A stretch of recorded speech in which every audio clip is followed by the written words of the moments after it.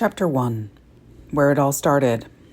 On a September afternoon in 1960, I was carrying on in the break room for German teachers in the Frizzy building at the University of Michigan, spouting my support for JFK and my contempt for Richard Nixon. One of my colleagues took a deep breath and said to me, "Charlotte, we know how you feel. If you feel so strongly, why don't you stop talking and start doing something?" And I turned to him and said, "What should I do?" He said, "You have convinced all of us. Now go knock on doors and try to convince other people." He went on to tell me about a guy who had just become the chair of the Democratic Party for Ann Arbor. He said he would connect us. The next day I met this guy. We talked and he gave me a list of addresses and some talking points and set me on my way. The University of Michigan campus is right in the middle of Ann Arbor. It was surrounded at the time by lots of large old houses and had been subdivided into a rabbit warren of apartments that many senior citizens found affordable, as well as grad students. My husband Paul and I had such an apartment, an attic apartment 2 blocks from campus. I knew the area well, but had not talked much with its inhabitants. The next day I went to some of the affordable housing around campus with my list in hand and quaking. I'm naturally shy, and it took enormous effort for me to tell myself it would be all right. These are just people. So I went up and down exterior staircases and knocked on doors that were sometimes hard to find. My plan was to talk to them a little bit and ask what they were concerned about in the presidential elections. I knocked on the first door. An elderly woman answered. She was small and had a friendly face and a lacy shawl and looked just like anybody's grandmother. She was polite but let me talk and thanked me when I left. The next people were elderly and said they were very concerned that if they got sick, they would not have anywhere to go. I mentioned that Kennedy was concerned about that too, and they said, "Yeah, I like that young man, but I can't vote for him." So I blurted out, "Why not?" They said, "Because he's Catholic." I was shocked. I responded spontaneously, "But I'm a Lutheran minister's daughter, and I'm going to vote for him, so you can too." They said, "Really?" I said, "Yes, I don't see any problem with that since he believes in the things we need taken care of." They said, "Well, maybe you are right. Maybe we will vote for him. Don't you think the Pope would run the country?" I said no. She was reassured. My next door was opened by an elderly gentleman. He too was pleasant and willing to talk to me. He had similar concerns about his health and about Kennedy's Catholicism. As I went on to little apartments upstairs and down into basements, I kept hearing the same thing again and again. I was beginning to see what really mattered. I became less nervous. I worked my way down the block feeling more and more assured of my reception. I knew somehow that I should visit those folks again. In today's campaign lingo, we call it follow-up. I went back a few days later and found that they had all decided to vote for Kennedy on the basis of that slim argument I presented. They were so nice, and it turned out so well that I lost my stage fright and decided to keep going. There were lots of older people in that substandard affordable housing on my list. I had similar conversations with all of them, and they welcomed my logic. By the time I finished my list, I had persuaded 25 people to change their vote from Nixon to Kennedy. I went back to headquarters and said, "I'll take another list now." The people were astonished that I had finished the whole thing, but I said, "Well, we have to do this to win the election." Finally, by the time of the election, I had persuaded about 40 people to change their votes. Kennedy carried Michigan by 4,000 votes. My 40 votes were 1% of the total winning margin. It only took 100 people working hard like me to win the election, and JFK needed to have Michigan to win the general election. I had made a difference. I have worked in every election since because I know that every person matters, every vote counts. I also learned that you have to follow up on such door-to-door conversations and keep a record of such interactions. The final boost came when Kennedy visited Ann Arbor at 2 a.m. He stood outside the student union at Michigan, which, to the delight of the crowd, he called the Harvard of the Midwest. Then, in the middle of the night, he announced the concept of the Peace Corps. He cared about much more than just health care. He cared about the world. He inspired me to keep knocking on doors. The prospect of Kennedy becoming president was exciting. My inspiration was twofold: the people behind those doors and the knowledge that what happens at the federal level can truly impact them. It was truly important to make that happen. Politics was not just hypothetical, it was real life. I was deeply inspired by JFK's energy, positiveness, and faith in the people. Meeting the people behind the doors and asking them for their support was all I needed to make that hugely important connection between positive leadership and everyday reality. This insight lighted my path then and still does. In May 1960, Paul accepted a summer opportunity to be an exchange student in the American Literature program at the University of Mainz. In Germany, he would work with his professor, and I would perfect my German. Because his stipend was small, I found a job teaching in-service courses at the Wiesbaden Air Force Base. Mainz had been reduced to rubble during World War II. It was in the French occupation zone, so it had not yet been rebuilt. We found housing in a small winemaking village nearby.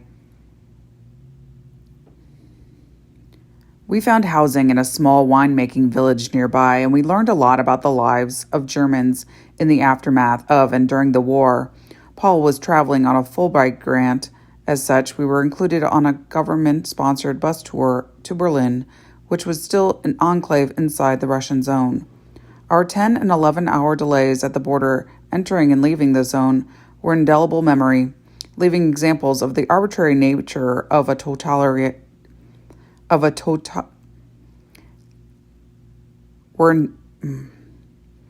10 and 11-hour delays at the border, entering and leaving the zone, were an indelible memory, leaving Our 10 and 11-hour delays at the border, entering and leaving the zone, were an indelible memory, living examples of the arbitrary nature of a totalitarian regime, of a rule devoid of law. Paul and I decided that we were ready to have a child. When we returned to Ann Arbor in September 1962, we moved into a converted garage apartment. I tutored German and French while we awaited a baby. That October, the world was seriously threatened by the Cuban Missile Crisis.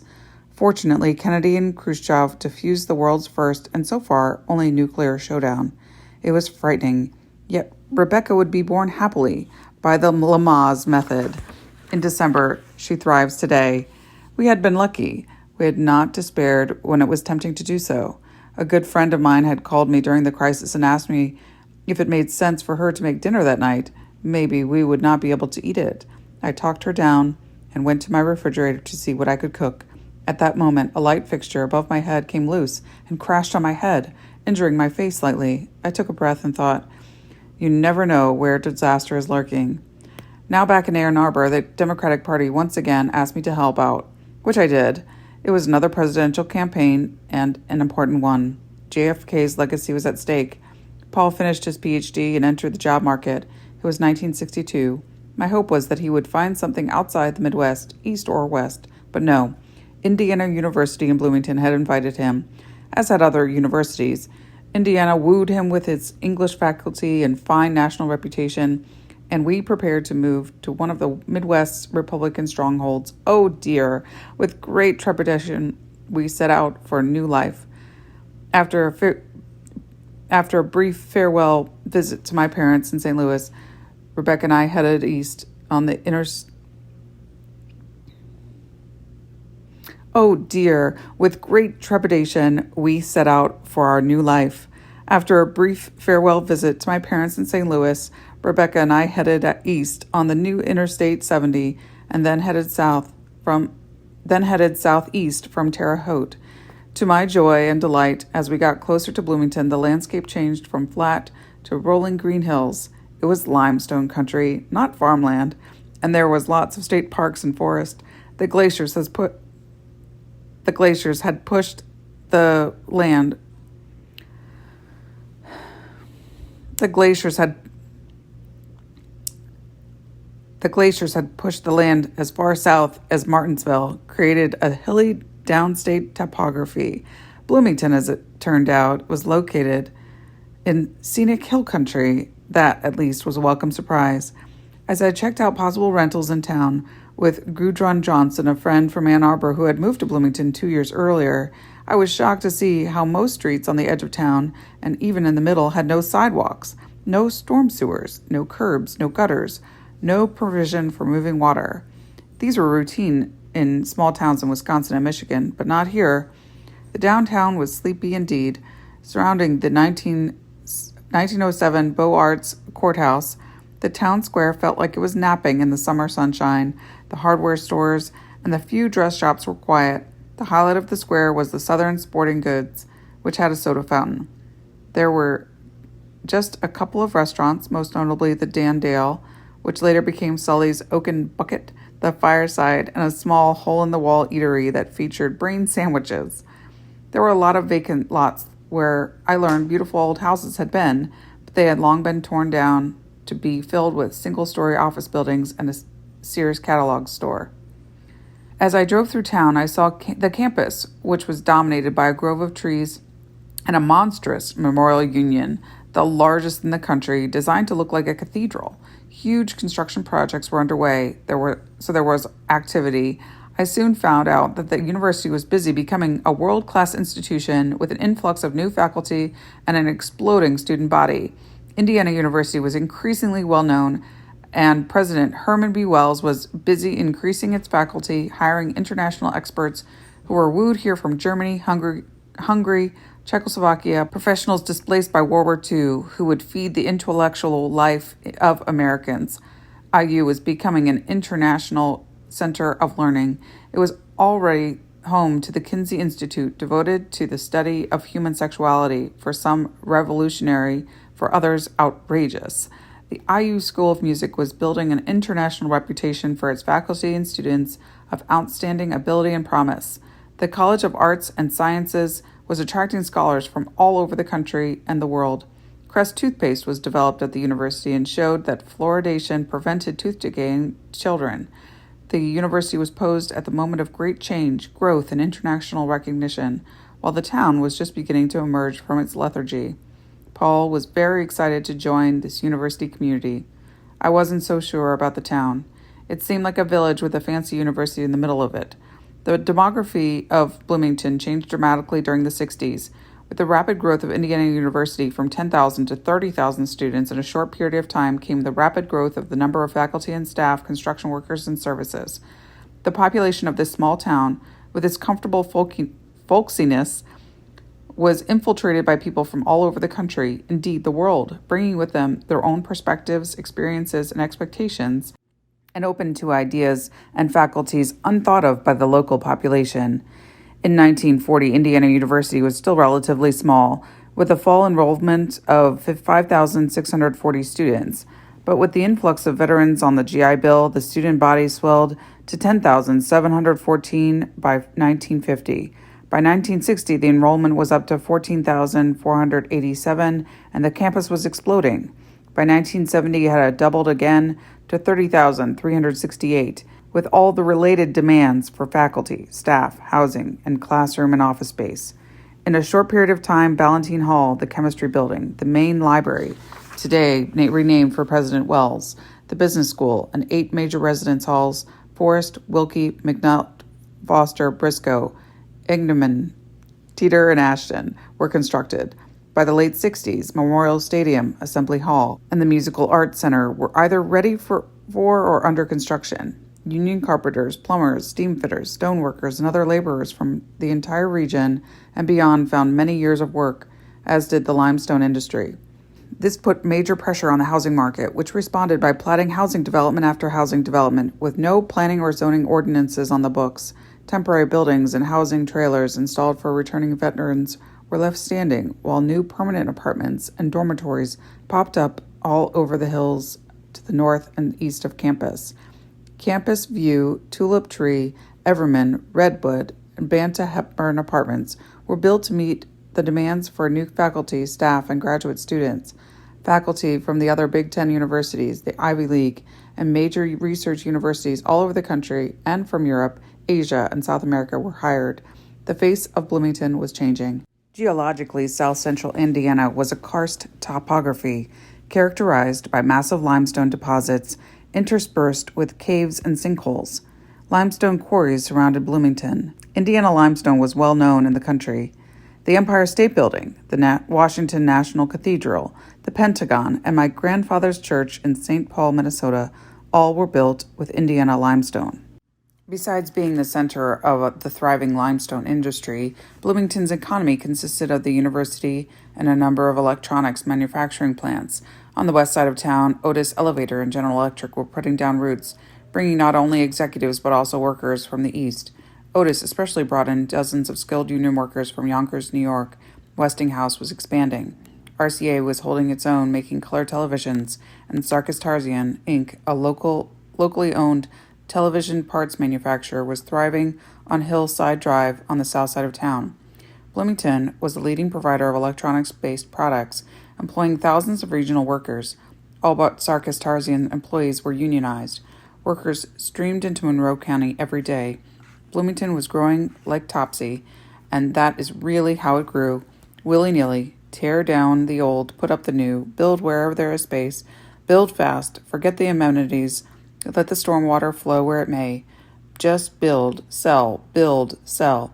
If there is an old house in the way, tear it down, build, sell, buy now. Real estate is going fast. And it wasn't the only town growing housing. In a few short years, large limestone buildings cropped up on campus one after another. Classroom buildings, laboratories, dormitories, a mammoth library, one day a grassy site, the next year a building filled with students. Electricians, plumbers and steam fitters, masons, laborers moved their families here for the long haul. There were good jobs to be had.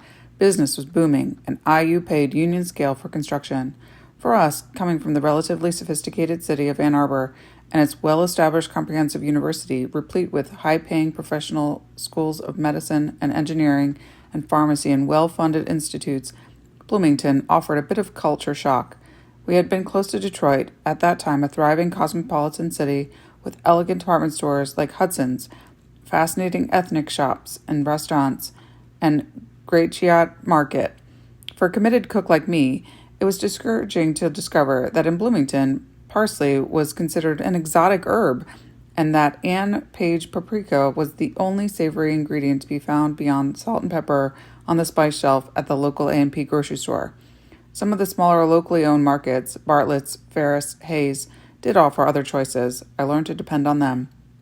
By the next presidential campaign, John F. Kennedy was gone. 1964 saw the U.S. presidential campaign pitting Lyndon Johnson against Barry Goldwater. Indiana, we knew, was a Republican state, though at the time it was represented by two Democratic senators, Vance Hartke, an outspoken populist, old-style politico, and former mayor of Evansville, Birch Bayh, who went on to author two amendments to the U.S. Constitution. Kennedy had been popular, but the anti-Catholic wave had been strong in the state, and he did not do well here in 1960. Coming from Ann Arbor, where I had been schooled in precinct organization in the exciting presidential campaign of 1960, I hoped to continue my grassroots activity here in Monroe County. The problem was, the Democratic Party was nowhere to be found. There was a group of The problem was the Democratic Party was nowhere to be found.